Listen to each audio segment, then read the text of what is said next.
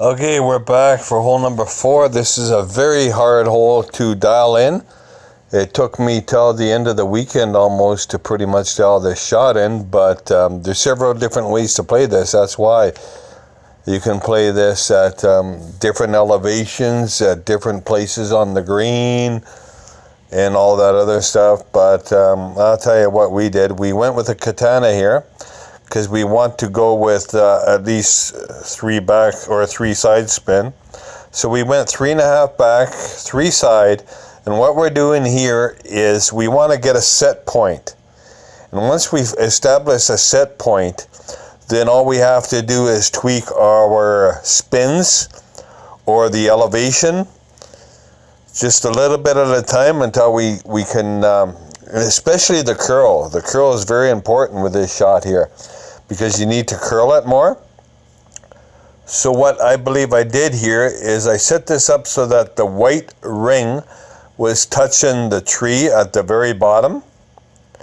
And then I had it so that the blue ring was touching the rough.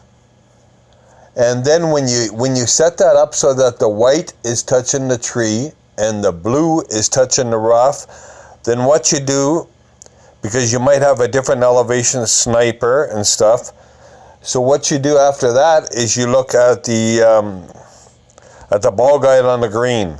That's the most important thing, is a ball guide on the green. And when you look at it, it's pretty much the same spot all the time. As long as you have the right spin on here, 3.5 and 3, look at the second bounce on the green. You'll see that there's a square there, and we're pretty much the center, I believe, of it. See it there?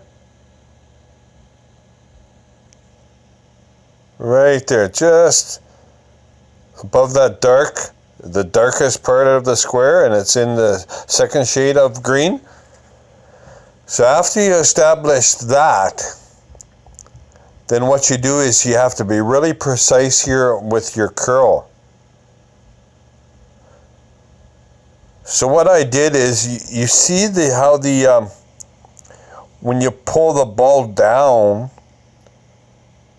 and to the right to get your curl, you'll have that long string between the top ball and the bottom ball. You'll have that, it's hard to describe, it's like a motion, like a viewing motion of the ball. It's like quarter of an inch long string, a viewing motion, whatever you want to call it. I can't describe it. I don't know what it actually is. It's actually a motion. But look at that, and that'll give you an idea of to get more precisely on the curl.